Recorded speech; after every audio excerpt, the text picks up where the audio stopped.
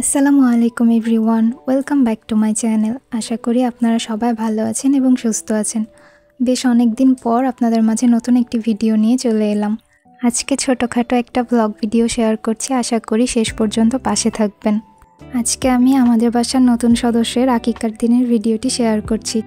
ভিডিওটি কিছুদিন আগের করা, একটু ব্যস্ততার জন্য আমি আপনাদের সাথে কোনো ভিডিওই শেয়ার করতে পারিনি। এই তো এদিকে আমার বাবা আর ভাইয়া মিলে গোস্তগুলো কাটাকাটি করছে, আর অন্যদিকে ভুঁড়িগুলো পরিষ্কার করার কাজ আমার আম্মু করছে। এখানে আম্মু গরম পানি দিয়ে ভুঁড়িগুলো সুন্দরভাবে পরিষ্কার করে নিচ্ছে। এবার আসি আমাদের বাড়ির নতুন সদস্যর কথায়। আমার ভাইয়া ভাবির ছেলে হয়েছে, তারই আজকে আকিকা। আমার পিচ্চি বাবাটা হওয়ার 7 দিনের দিনই ওর আকিকা দেওয়া হয়েছে। ওর নাম রাখা হয়েছে উজাইর আল আদিয়াত। আমার ভাইয়ের মেয়ে আয়াতের সাথে মিল রেখে ওর নাম আদিয়াত রাখা হয়েছে। এই তো আমার পিচ্চি বাবাটা, ওর জন্য সবাই অনেক অনেক দোয়া করবেন। ও যেমন কিউট, ওর হাতগুলো অনেক কিউট, মাশাল্লাহ। আদিয়াত হওয়ার পরের দিন থেকে আয়াতের অনেক জ্বর। ওর মাম্মাও অসুস্থ থাকায় ওর টেক কেয়ার আমিই করতাম। এখন আলহামদুলিল্লাহ ও অনেকটাই সুস্থ।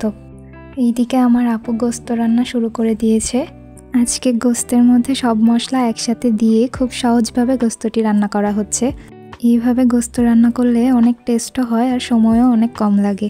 এখানে গোস্তের সাথে আদা বাটা, রসুন বাটা, জিরা বাটা, হলুদ গুঁড়ো, গুঁড়ো মরিচ, লবণ, তেল, গরম মশলা গুঁড়ো একসাথে দিয়ে গোস্তগুলো ভালোভাবে কষিয়ে নিচ্ছে।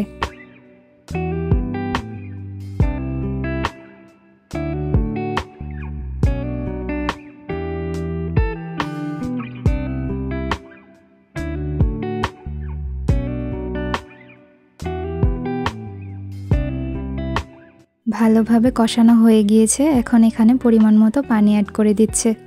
আপনারাও চাইলে খুব কম সময়ে এইভাবে রান্না করে নিতে পারেন, আশা করি আপনাদের ভালো লাগবে।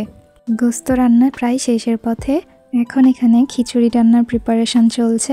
প্রথমে পেঁয়াজ মরিচগুলো হালকা ভেজে নিয়ে এখানে আদা বাটা, রসুন বাটা এবং জিরা বাটা অ্যাড করে দিলাম।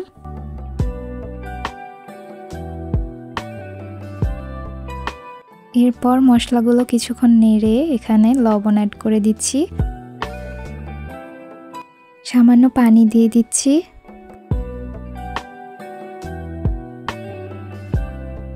এখন সামান্য হলুদ গুঁড়ো, ধনিয়া গুঁড়ো আর 5টা তেজপাতা দিয়ে দিয়েছি।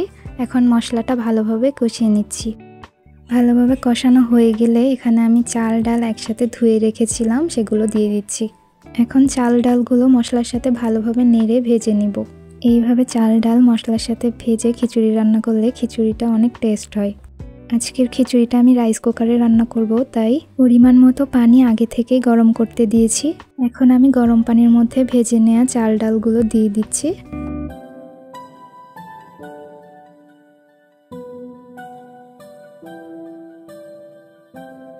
এখন এর মধ্যে আমি রান্না করা মাংস থেকে অল্প মাংস দিয়ে দিচ্ছি। এইভাবে মাংস দিয়ে রান্না করার ফলে খিচুড়িটা খেতে অনেক টেস্ট হয়েছিল। এখন খিচুড়ি রান্নাটা প্রায় শেষের পথে। এখন অবধি আমার ভিডিওটি যারা যারা দেখছেন এখনও লাইক দিয়ে না থাকলে প্লিজ একটি লাইক দিয়ে দিবেন। আর কথা না বাড়ায় সবাই ভালো থাকবেন, সুস্থ থাকবেন। আমার ভিডিওতে বেশি বেশি লাইক কমেন্ট করবেন আর ভিডিওগুলো একটু ফুল ওয়াচ করার চেষ্টা করবেন। আসসালামু আলাইকুম।